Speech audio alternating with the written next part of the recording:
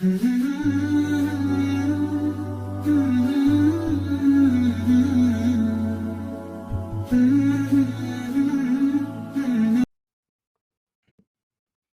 الرحمن الرحيم الحمد لله رب العالمين والصلاة والسلام على سيدنا ونبينا محمد وعلى آله وصحبه أجمعين.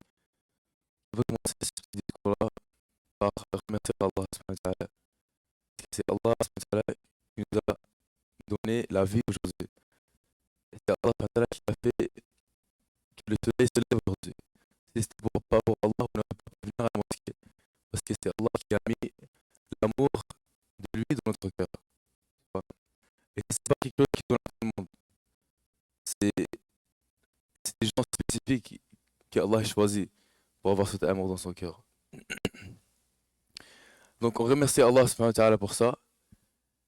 Et Allah subhanahu wa ta'ala, il a envoyé le prophète sallallahu alayhi wa sallam. Et lui, c'était le meilleur enseignant, c'était le meilleur teacher. Et lui, il avait les meilleurs des enseignants, des students, des élèves. Et ça, c'était les Sahaba radiallahu ta'ala anhum. Et les Sahaba radiallahu ta'ala anhum, ils avaient quelques qualités qu'on peut suivre, on peut voir comment on peut être comme eux, n'est-ce pas? Parce que les meilleurs des élèves, du meilleur des professeurs, on veut apprendre d'eux, on veut être comme eux. Et même le professeur m'a dit, chacun de mes compagnons, c'est des étoiles. Tu vois. Donc si on suit les Sahaba, on va voir, Inch'Allah, le redha d'Allah subhanahu wa ta'ala comme eux ils ont eu. Le redha d'Allah subhanahu wa ta'ala. Donc la première qualité, ben, obviously, la première qualité qu'ils avaient, c'était la conviction dans le kalima la ilaha illallah. En fait, toute notre religion est basée sur cette kalima la ilaha illallah. Elle est tellement importante que les sahaba radiallahu ta'ala anhum, même avant que la prière soit obligée sur eux, ils ont travaillé sur cette kalima. Pendant la période de Mecca, avant que la prière était obligée, avant que le vin était enlevé, avant qu'Allah a mis les règlements qu'ils devaient suivre, c'était justement de travailler cette kalima, la ilaha illallah, avoir la conviction là-dessus. Parce que si on ne connaît pas notre créateur, tu vois, si on ne connaît pas notre créateur vraiment, comment on va suivre ce qu'il nous dit? Si on ne sait pas c'est qui est en train de nous dire de faire ces choses-là, comment on va suivre? Bien sûr, on va négliger notre prière si on ne connaît pas celui qui l'a ordonné pour nous, c'est sûr. Bien sûr, on va négliger le sadaqa si on connaît pas celui qui nous a obligé de le faire, le zakat. Bien sûr que ça va être la dernière chose. Bien sûr que le hajj, ça va être après la maison, après la voiture. Bien sûr, si on connaît pas ce qui a ordonné ces choses-là. Donc la ilaha illallah, c'est la chose la plus importante. Il faut travailler la conviction sur cette kalima, la ilaha illallah. Et ça, c'est pas quelque chose qui vient demain ou après-demain. Ça prend du temps. Ça prend du temps pour travailler la conviction dans cette kalima dans le cœur. Et les sahaba, comme on a dit, ils ont pris plusieurs années pour travailler cette kalima. Les sahaba, ils disent que Allah, le prophète sallam, il nous a enseigné cette kalima la ilaha illallah avant le Coran même. Avant la prière, tu vois. Parce qu'il faut travailler la certitude sur le roi avant suivre. Comme ça, on peut honorer ses règlements. Comme ça, on peut honorer ses commandements. Les Sahaba, radiallahu ta'ala, ils avaient une telle conviction dans cette kalima la ilaha illallah que n'importe quelle chose qu'ils avaient besoin, ils demandaient ça d'Allah subhanahu wa ta'ala. Un sahabi, il avait besoin de lacets de souliers, il demande à Allah subhanahu wa ta'ala. Un sahabi, il avait besoin du sel, il demande à Allah subhanahu wa ta'ala. Nous, on voit ça, on dit c'est bête.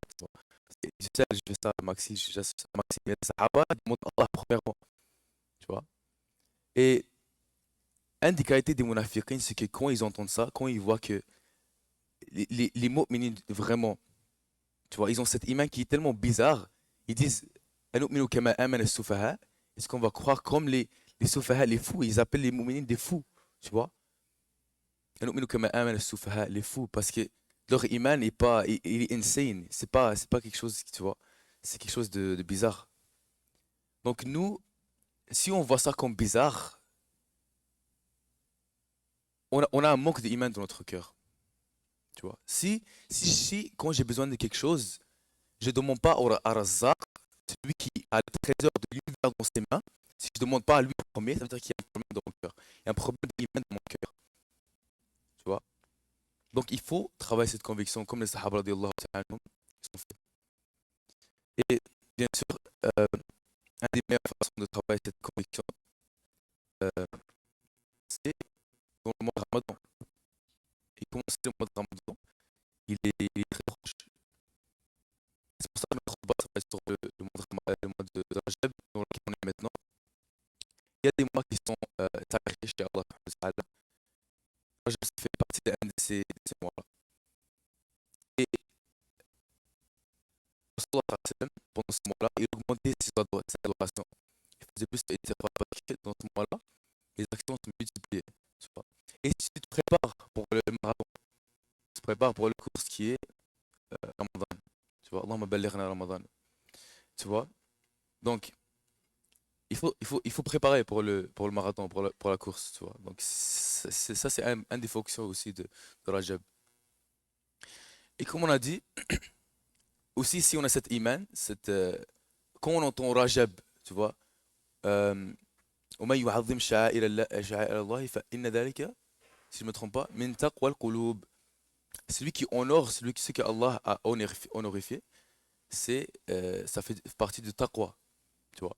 Donc quand on honore ce que Allah a honoré, qui est les mois sacrés, et surtout Ramadan, ça fait partie de taqwa, ça fait partie de la piété, tu vois.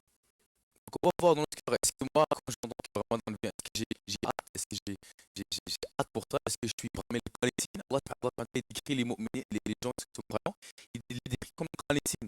Les gens qui sont là, genre, dans la prière, ils sont dans le premier rang, ils sont les premiers, ils ont hâte pour ça.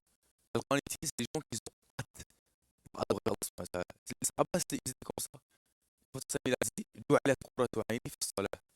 Que mon plaisir était mis dans le salat. Mon plaisir, on a dire que nous, on a d'autres choses. Lui, il avait ça dans la prière. Quand il est triste, il va prier. Quand il a un problème, il demande à Allah le premier. C'est la ilaha illallah. Tu vois. Comme on a dit, quand on a cette conviction, on va suivre les commandements d'Allah. Et un des premiers commandements qu'Allah a donné aux Sahaba, c'est la prière. Comme on sait. La prière, c'était un moyen pour les Sahaba, quand ils ont vraiment cru, quand ils ont travaillé l'iman, tu vois, quand tu travailles l'iman, la prière, ça devient pas juste de l'exercice, du yoga. Quand tu travailles l'iman pendant 13 ans, comme les Sahaba ils ont fait, la salat, ça devient un moyen de bénéficier des trésors d'Allah subhanahu wa ta'ala. Ça devient un moyen d'avoir ce que tu veux. Si tu as besoin de quelque chose, tu demandes à Allah, parce que tu as la prière maintenant. Quand Allah a mis la salat pour eux, ils étaient tellement contents. Tu vois, ils étaient tellement contents, les Sahaba. Parce que maintenant, on a un moyen de communiquer avec ce Seigneur-là. On a un moyen de communiquer avec le Seigneur de l'univers. On a un moyen de communiquer avec lui, subhanallah. Tu vois. Donc ça, c'est un grand ni'ma qu'Allah subhanahu wa ta'ala nous a donné. C'est un grand ni'ma qu'on ne va pas avoir son honneur, son importance dans les yeux d'Allah tant qu'on n'a pas l'importance d'Allah en premier dans notre cœur. Tu vois. Donc il faut se demander toujours, c'est quoi ma conviction dans le Seigneur? C'est quoi ma conviction dans, que c'est Allah qui fait les choses, tu vois. C'est pas le feu qui brûle, c'est Allah qui fait que le feu brûle. Comme Ibrahim alayhi salam, quand il voulait le lancer dans le feu, il n'avait pas peur parce qu'il savait que c'est Allah qui va le sauver, tu vois. It's hard to believe, but that's the truth. C'est la vérité. Que quand il voulait le lancer dans le feu, et il n'avait pas peur parce qu'il savait que Allah va le sauver du feu. Le feu qui brûle, il n'avait pas peur parce qu'il savait qu'Allah va le sauver de ça. Subhanallah. Ajib. Donc nous, comme on a dit, on doit travailler sur cette conviction. Et c'est là qu'on va honorer ce que Allah subhanahu wa ta'ala a honoré. Donc mes chers frères, pour ne pas trop, pour ne pas prendre trop de temps, euh, juste pour summarize, Allah subhanahu wa ta'ala, il a honorifié ce mois de Rajab. Et nous, pour honorifier ce mois-là, on veut, pour honorifier ce qu'Allah a honorifié, qui est le mois de Rajab, on veut travailler sur la conviction d'Allah, sur la conviction de Allah, sa capacité, dans son pouvoir, dans son pouvoir de faire toutes choses. C'est là qu'on va honorer ce que Allah a honoré. Tu vois. Ouais, et on demande à Allah subhanahu wa ta'ala qui nous permet d'être parmi ceux qui sont proches de on demande à Allah subhanahu wa ta'ala qui nous fait parmi ceux qui ont le regard d'Allah subhanahu wa ta'ala. C'est qui va, tu vois, est-ce qu'on cherche la, la, le- la validation des autres ou on cherche la validation du Seigneur, celui qui nous a créés? On doit se demander la question. Est-ce que moi je cherche à rendre content les gens, Nas, ou je cherche à que Allah il soit content de moi? On doit se demander la question et qu'Allah nous permet d'être sincères, qu'Allah nous permet Allahumma ballighna Ramadan, qu'Allah nous permet atteindre Ramadan et qu'Allah le fasse que ça soit une guidance pour nous. Jazakumullahu khair. سبحانك اللهم وبحمدك نشهد أن لا إله إلا أنت نستغفرك ونتوب إليك